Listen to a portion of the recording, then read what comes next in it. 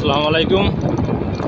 দেখেন, আমাদের দেশের যে কোনো রাস্তাঘাটই তো ঠিক থাকে না।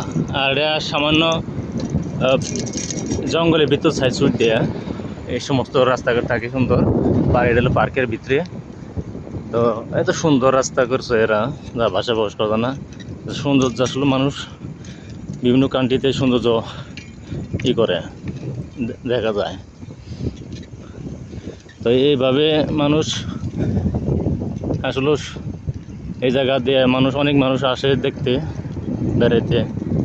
বিভিন্ন রাষ্ট্রের লোক আসে সিঙ্গাপুর দেখেন আর কাজ করতেছে। গাছ গুছ কি সুন্দর করে গাছ বুনতেছে। তা গাছ বুনতেছে এইরকম জবাবর।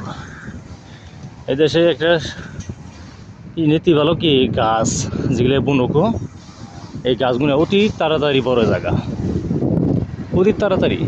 আমি বুঝি না কিছু। আর অতিরিক্ত সার হয়ে জায়গা, কারণ নিচে তো নোনাযুক্ত পানি।